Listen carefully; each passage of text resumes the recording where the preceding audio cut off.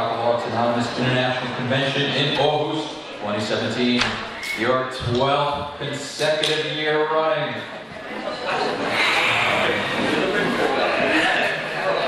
You know, I used to work at a gas station, and we had to make announcements over the intercom to the gas station people, people pumping their gas, and that was always my favorite thing to do, was just to put personas on, sometimes making weird noises and faces, but I was always told that I had a great face for radio.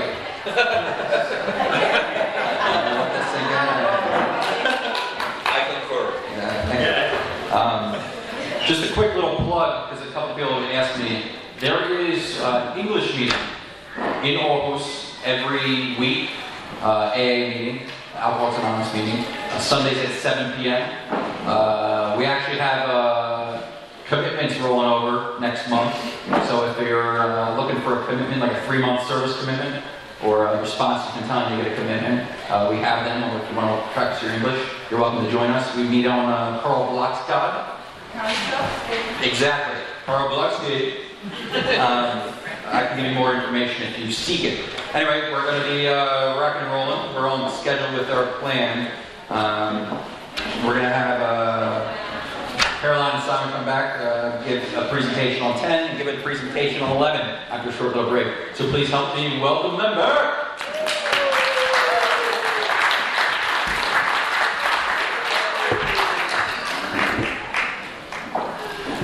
Okay.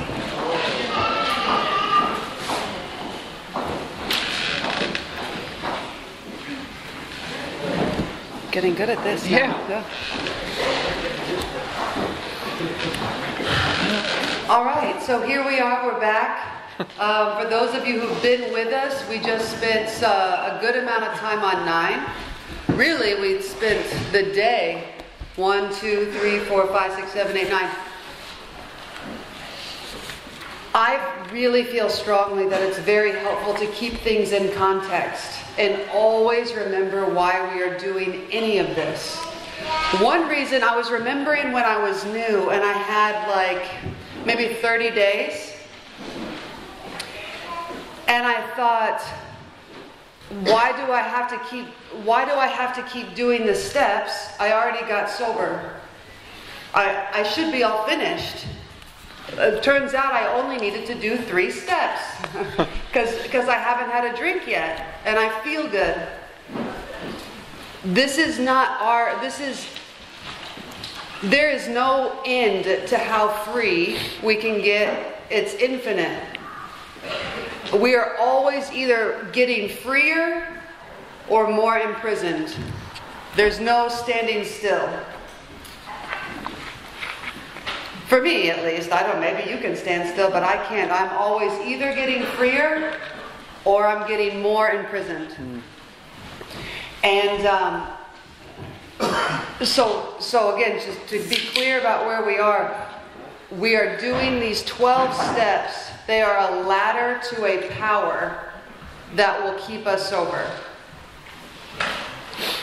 Because step 1 says, I can't keep myself sober. No human can keep me sober, including my sponsor or myself or my doctor or my wife or my children.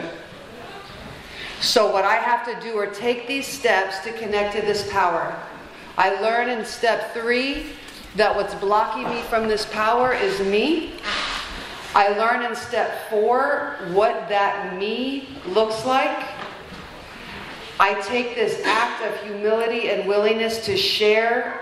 I let go of my pride. I share with a sponsor what my self-reliance and self-will looks like. I realize I want to be free. I don't want to be in charge. I want God to be in charge. I'm willing now, God, take my self-will, take my dishonesty, take my selfishness, take my fear from me, free me from the bondage of self. And I do it because I have now become willing to let go of those things, even when I don't know what it's going to look like. So much so, and I prove that, I know I've done that because I actually go out to individuals that I harmed And I do this really scary thing where I make amends. I clean up the wreckage of my past. Now, for the rest of my life, I'm going to continue to watch for, I continue to watch for my self-will and my self-reliance. When fear crops up, when selfishness crops up. Not if they crop up, when they crop up. We never stop being human. And it says in the book, it's progress, not perfection. As soon as we're perfect, we don't need God. So let us never be perfect.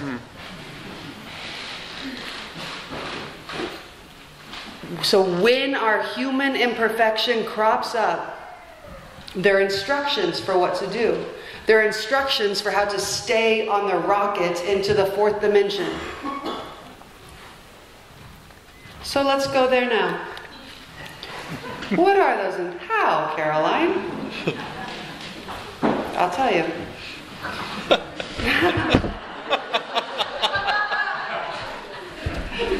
All right.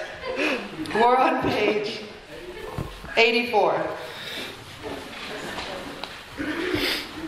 This thought brings us to step 10, which suggests we continue to take personal inventory and continue to set right any new mistakes as we go along.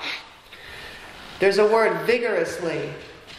We vigorously commence this way of living as we cleaned up the past. So I don't need to go through all of my amends before I do this. Keep in mind that when they were doing this, when the original way they did this, they're now on like day 2. This is not months into it. This is like day 2. Dr. Bob, day 1. So there's no, it never says in the book, hold on a minute and think about it. You know, reflect. How do you feel? Journal. No. So as soon as I'm here, I've done a 4th step. So I know how to take inventory. I know what my selfishness looks like.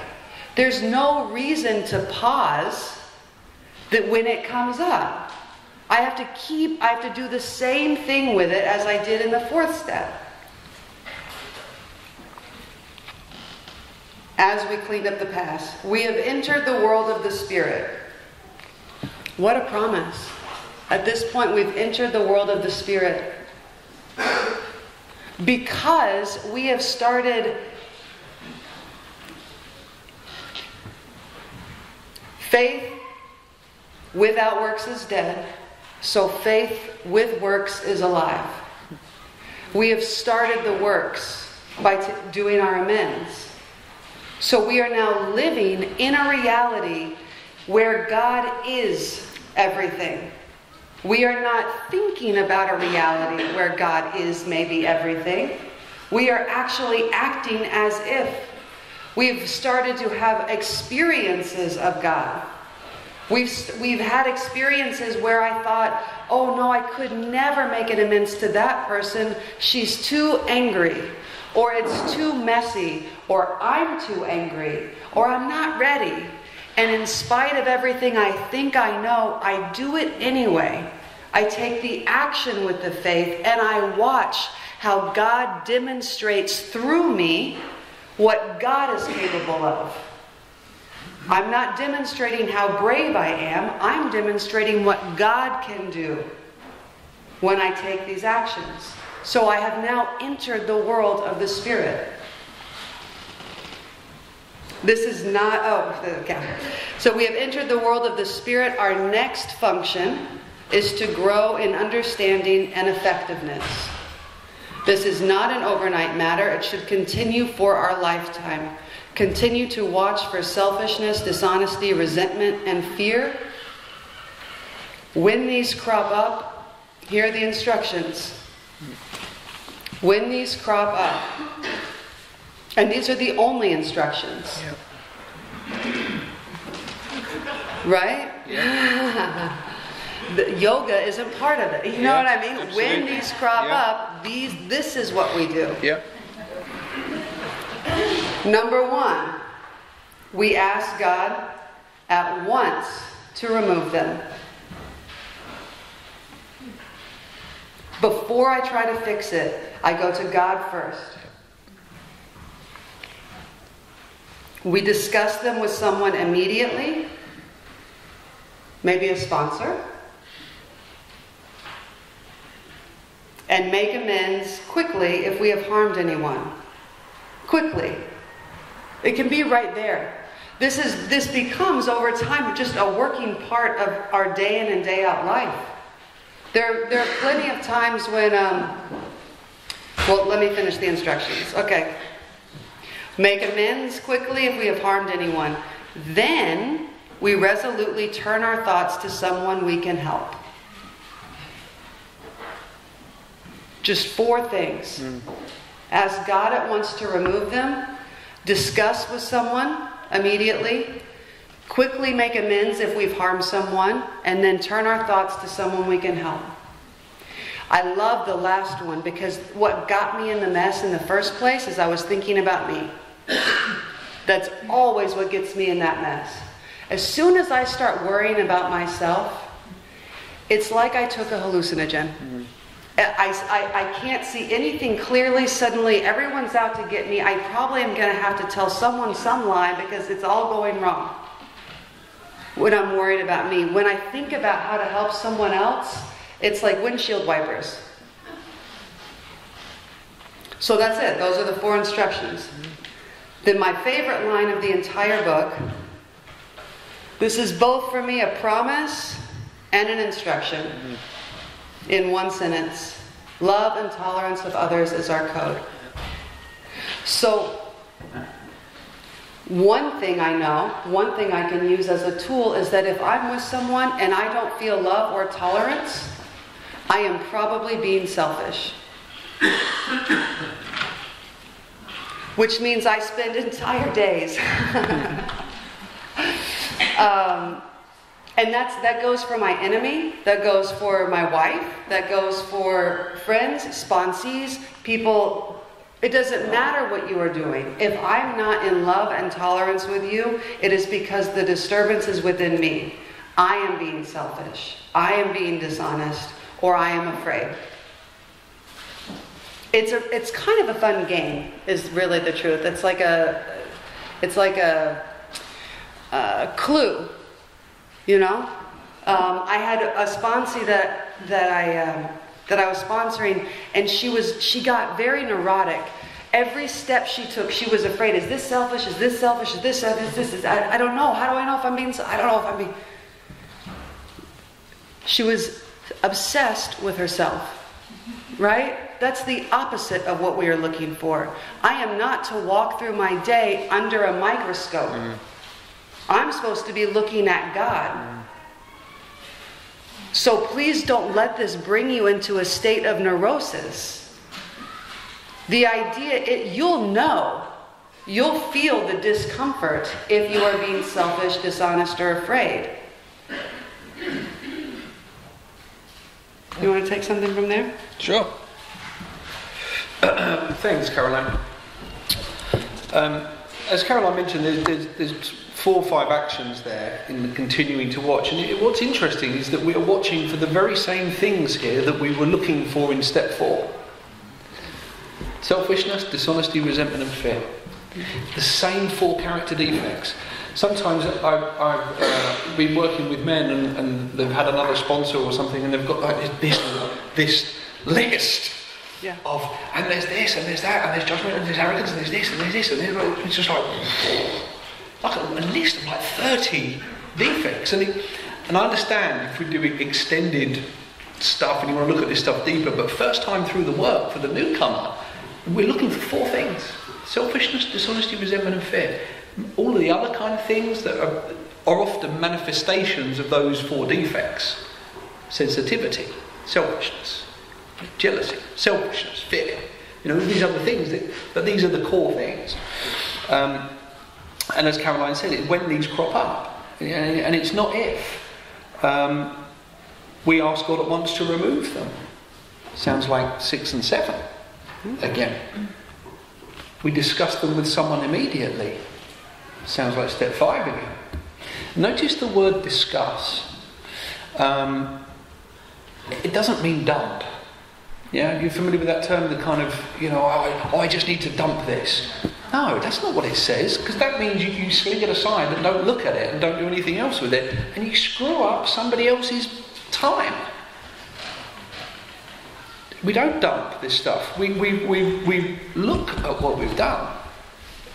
Hi, Pete, do you have 5 minutes, please? I have a resentment, I'd like to discuss it. Cool. Thanks for your time. This is what's happened. Could it be this? Yeah. I'm doing it again. Yeah. Okay, I need to watch for this more. Go back. Thanks for your time. I know what to do. I'll continue to watch for this. Go make amends quickly. Sounds like step 9. And then we resolutely turn our thoughts to someone we can help. Sounds like step 12. So 10 is 4 through 12. Condensed. One of the great things is a whole bunch of promises next, and I think there's some of the best promises in the book. What we have to do for step 10 and what it promises us in return is pretty unbalanced. The actions we have to take based on the promises we get are pretty unbalanced, and there's some of the biggest promises in the book. It says, "And we have ceased fighting anything or anyone, even alcohol. For this, by this time, sanity will have returned. We will seldom be interested in liquor. If tempted, we recoil from it as from a hot flame. Plane. It's these microphones and her rocketing that's got me talking about planes. It's working. It is, yeah. We react sanely and normally, and we will find that this has happened automatically. We will see that our new attitude toward liquor has been given us without any thought or effort on our part. That implies that there is another power at work there. Something is giving to us. Without any thought or effort on our part, it just comes to us. So I'm taking steps towards this power, and this power is taking steps towards me. Then it's operative. It is giving to me. That is the miracle of it. We are not fighting it, neither are avoiding temptation. We feel as though we had been placed. Implies there's something else at work here that is moving us, placing us in a position of neutrality, safe and protected. We've not even sworn off.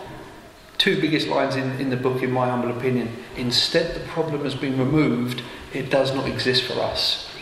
That's a recovered alcoholic. That is no longer suffering from a seemingly hopeless state of mind and body. That is freedom from alcohol.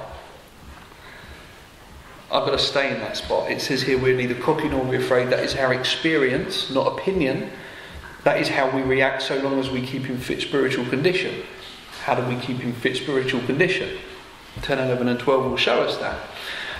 And just if I may just finish up on this, it says, it is easy to let up on the spiritual program of action and rest on our laurels. Paraphrased, stop working the steps. That's what it means. We are headed for trouble if we do, for alcohol is a subtle foe. We looked up subtle foe. It's sly, clever, devious, difficult to detect, is the word subtle, and foe is a personal enemy. Something is personally out to get me. That's what it is, a subtle foe. I love this. We are not cured of alcoholism. What we really have is a daily reprieve based contingent on the maintenance of our spiritual condition. Daily reprieve is a daily surrender.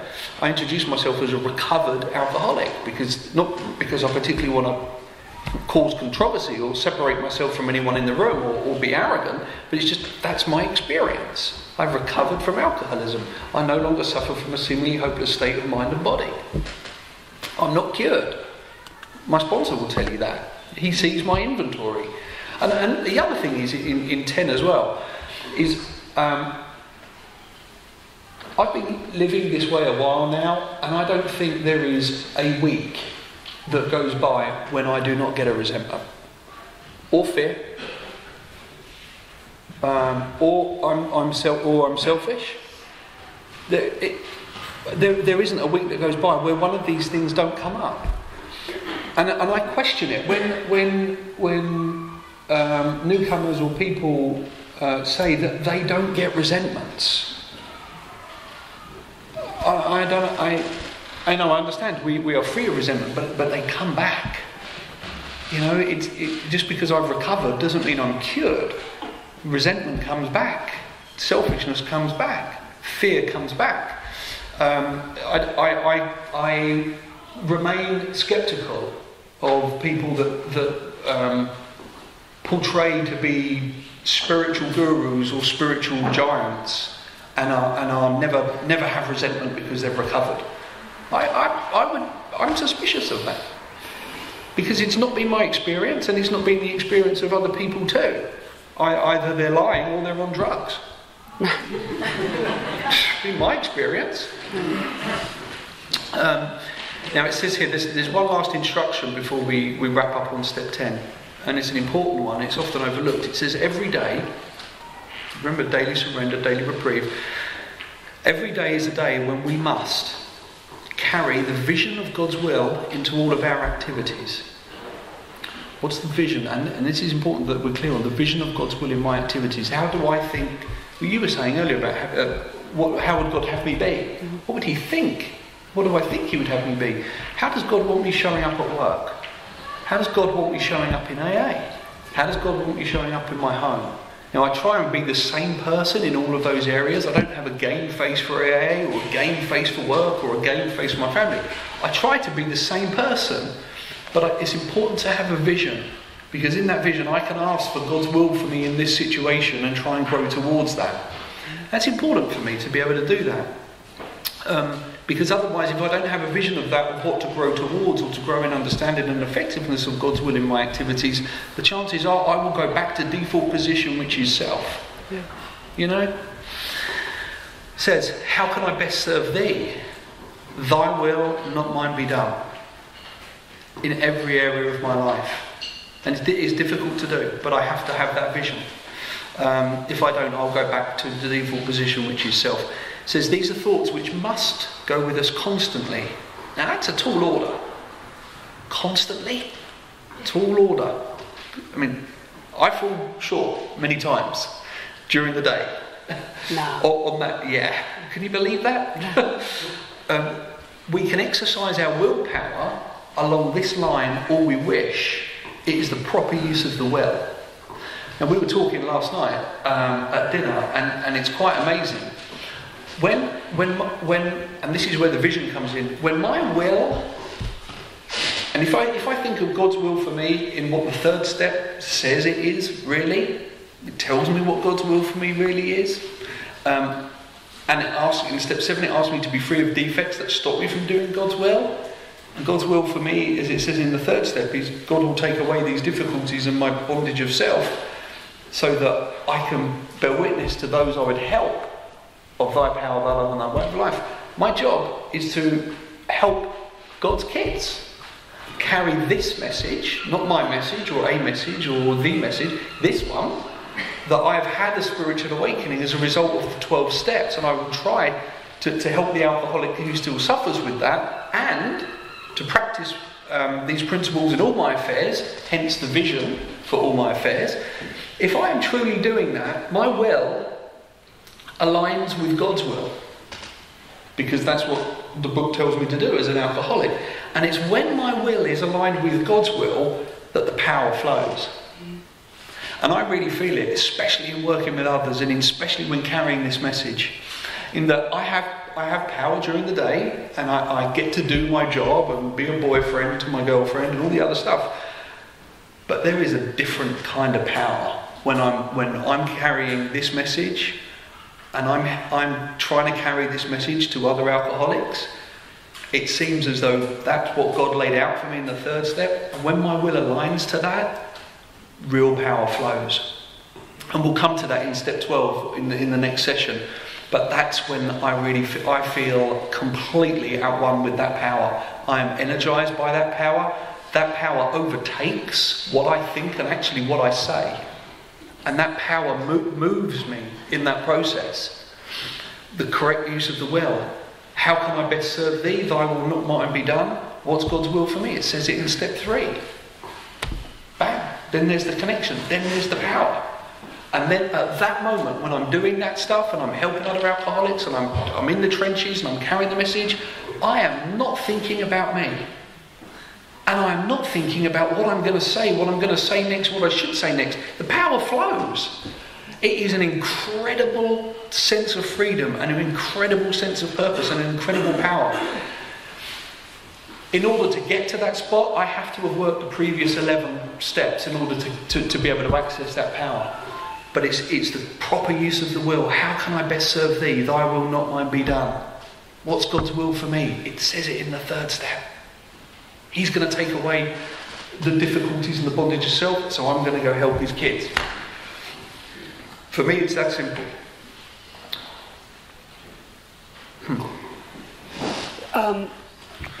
One other thing I'd like to touch on about this, when we get into 10 and 11 and 12, but 10 specifically, there's an idea, maybe it's because this is a human idea, that if I don't, that doing this is good, and if I don't do it, it's bad, and I want to be good, and I'll be in trouble if I don't, and we get caught up in should and shouldn't and good and bad and vice and virtue, and this isn't about good and bad. This is about self-reliance and God-reliance. Self-reliance in and of itself isn't even bad. Yeah. It's just the self I'm relying on is sick when it comes to alcohol. Yeah. So if I don't want to drink, then I need to be God-reliant. This is just a way to stay God-reliant. Not a way to make my sponsor happy, or a way to show off in the rooms, or be a better AA. This is a way to stay God-reliant. It's a tool, it's a gift. The book talks about we capitalize on our mistakes as opportunities to demonstrate what God is doing through us. There is no need to think, oh, I'm so bad, I've got another resentment. Or, oh no, I've been selfish again. But this sounds silly, but really, oh, hooray, what can God do with this? Truly, oh, hooray, maybe God's power is bigger than my mistakes. Let's see. Truly, that's how I stay free from the bondage of self. It's just as much the bondage of self to sit and try and be perfect. That's how we get free. It's such a gift. Okay? Yeah. At the bottom of 85, it says step 11, suggest prayer and meditation. We shouldn't be shy on this matter. Better men than us, better men than we are using it constantly. It works, conditional, if we have the proper attitude and work at it. It would be easy to be vague about this matter, yet we believe we can make some definite and valuable suggestions.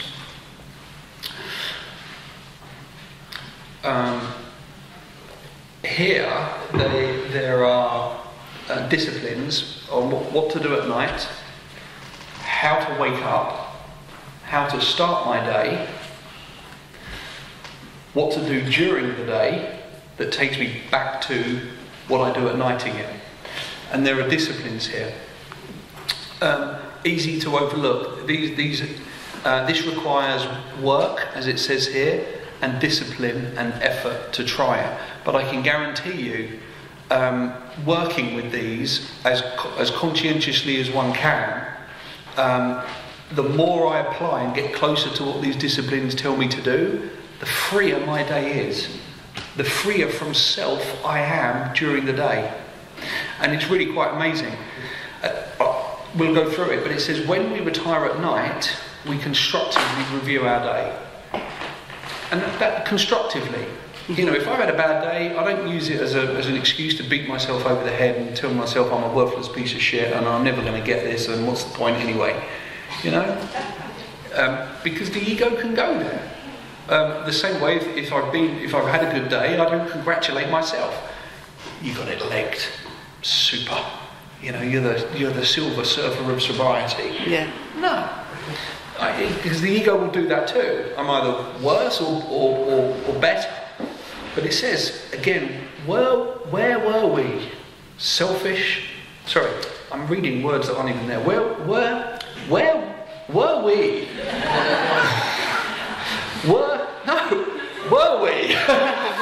Were we resentful, selfish, dishonest, or afraid?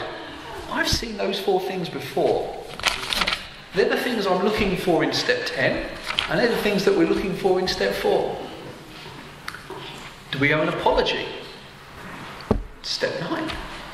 Have we kept something to ourselves which should be discussed with another person at once? Sounds like step 5. Notice the word at once, and in step 10 it said immediately. We don't hang on to this stuff. Were we kind and loving toward all? 9th step prayer. 10th step code, love and tolerance. What could we have done better? Were we thinking of ourselves most of the time? Or were we thinking of what we could do for others, of what we could pack into the stream of life? So there's a set of questions there to answer when retiring at night. What I've learned and what I've been taught is that the nightly review gives me a vision for the next day or actions for the next day. It also stops me from going to bed grinding my teeth and being pissed with somebody. It's better that I work this through at night before I go to bed, so that I have a good night's sleep and I wake up with a fresh vision the next day. Sometimes I forget to do this, or I'm too tired to do this. I would be lying to you if I'd sat here and said, I do this every single night at 10 o'clock and I'm free by 10:30.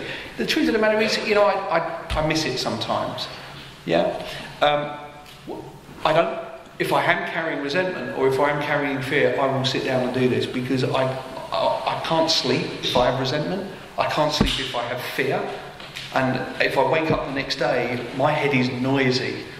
And trying to meditate or trying to do quiet time with a head full of resentment and fear, forget it.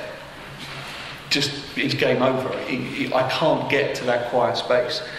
So the instruction at night is really important to get clear of what I'm hanging on in the day, so my spirit is clear before I go to bed, but also so I have a quiet mind when I wake up and that I have a vision for the next day.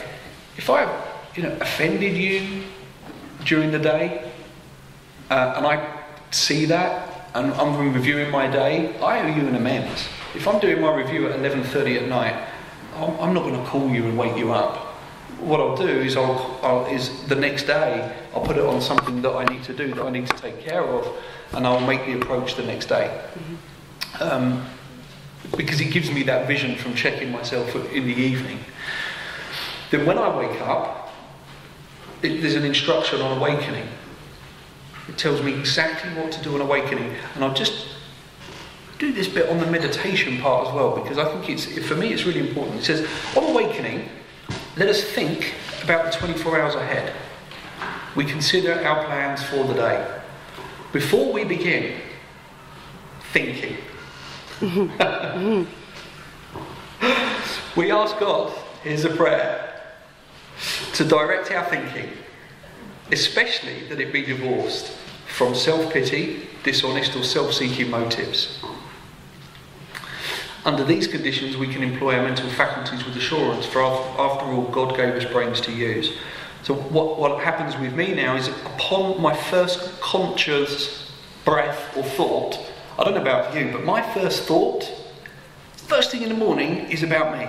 The very first thought is either, or what am I, and stop. God. I get out of bed, I leave my girlfriend in bed, and I'll go into the next room and I'll get on my knees and I'll say, dear God, please direct my thinking, especially that it be divorced from self-pity, self-seeking and dishonest motives. And I'll start my day like that on my knees, asking for that power to change my thinking even before I'm thinking about the day. Because if I start thinking about the day without having asked God to clear my thinking, I guarantee you I'm thinking about me, what I don't want to do, what I should do, what I'd rather be doing, what they did. No. Then I go sit quiet. I go through a number of prayer practices. I also include, after that, a 3rd step prayer. I also include a 6th step prayer, a 7th step prayer, a 9th step prayer, a 10th step prayer, and these 11th step prayers. And it says, in thinking about our day, we may face indecision. So I'm to sit quiet and think through my day ahead. I get up early. Well, I'm out of bed at 5:30, 6 a.m. every morning. Because I like to, and I need time to myself. I'm not someone that can just lay in bed, I just can't do it. Here, we may not be able to determine which course to take. And that can be anything. That can be what we do at work, what we do about this protege, what it be about something I need to do at a group, what it be about my mum, birthday, whatever. Here, and here's the next prayer, we ask God for inspiration, an intuitive thought or decision.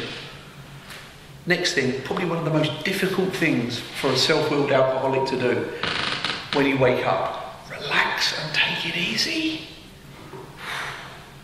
We don't struggle. And it tells us what the benefits of that are. We are often surprised how the right answers come after we've tried this for a while. It's not going to be instant, but in practice, I've experienced that it does come. What used to be the hunch or the occasional inspiration gradually becomes working part of the mind. Further down, it says we conclude the period of meditation. Okay, so the thinking about my day, the prayer about inspiration, intuitive thought or decision, the relaxing and taking it easy, the not struggling, looks like the big book's period of meditation is about the quiet time and planning of our day. And I choose to go with that. I know there's lots of other stuff out there that is really good and can be done along with step 11, not instead of step 11. But the big book of Alcoholics Anonymous is really specific, and the simple meditation that they ask here, that these first 100 did, is to sit quiet and plan the day. That's it. And I know we can go really broad on this topic, and I'm not saying don't. I think it's great. But let's do it along with the big book way of meditation, not instead of the big book meditation. It says we conclude the period of meditation, which is the quiet time, the planning of our day and the prayer, that we be, and I love this, we be shown all through the day what our next step is to be. That we be given whatever we need to take care of such problems. We ask especially for freedom from self-will and are careful to make no request for ourselves only.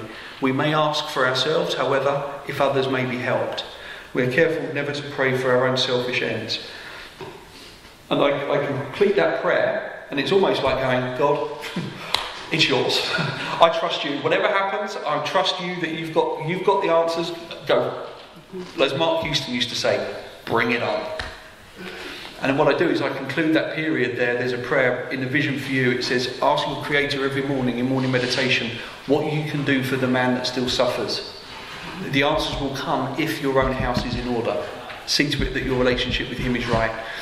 And that prayer is about whoever comes into my life today, or whoever I go and seek, show me how I can be helpful to the man that still suffers.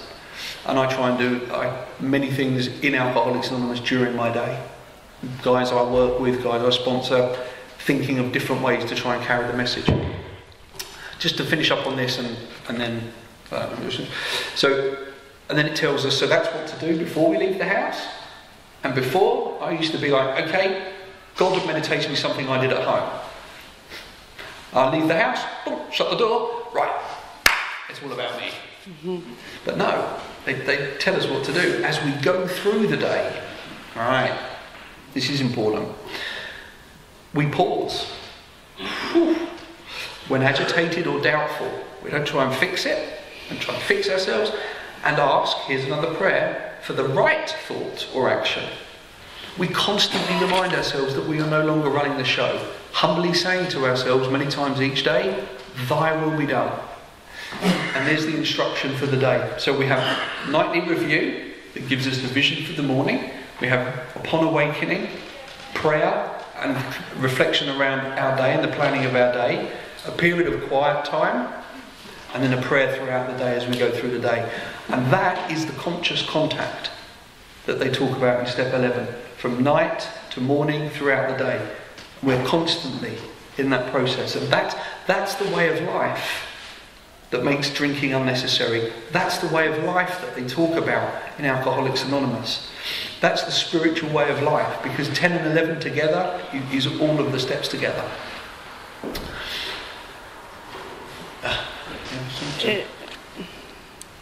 It works.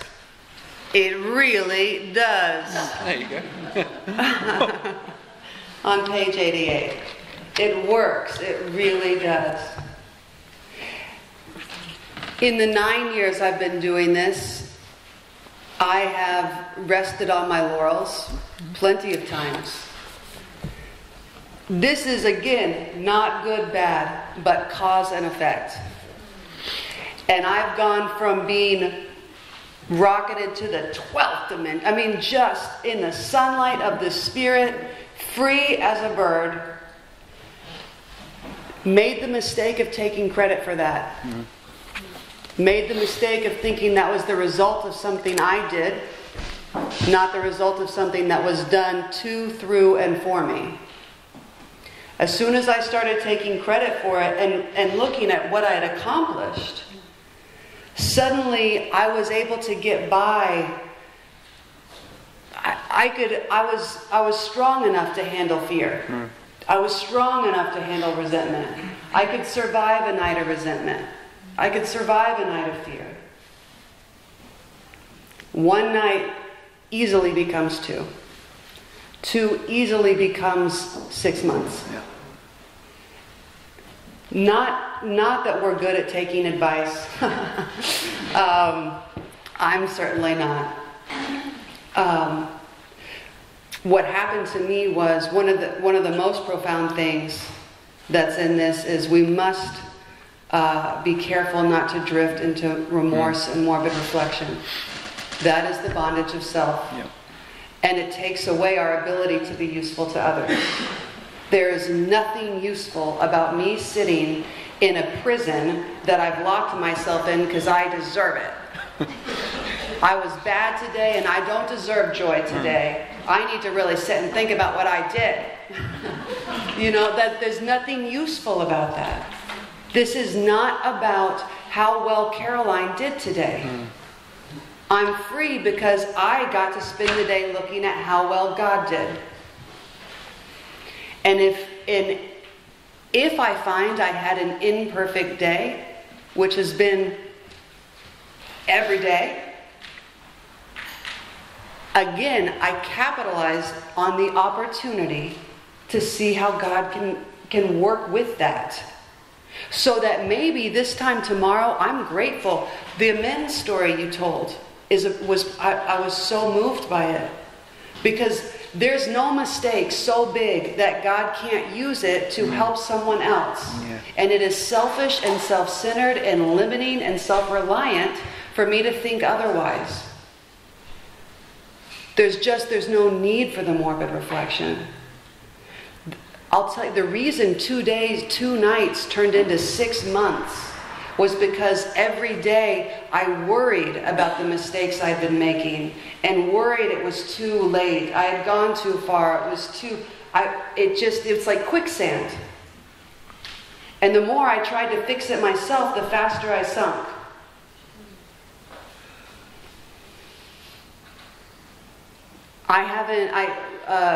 Like a sponsee will call and we'll be talking about their nightly review, and I'll ask them, so what were your answers to those questions? And they're like, oh, it was great, nothing. You weren't afraid ever yesterday? Nope. So you didn't do anything scary yesterday? You need to get out more. The world is big, and I'm supposed to be uncomfortable and inconvenienced. I'm supposed to do scary things. Otherwise, I can be the pilot of this plane. So the book doesn't say don't be these things. The book just says, when this happens, here's a way out.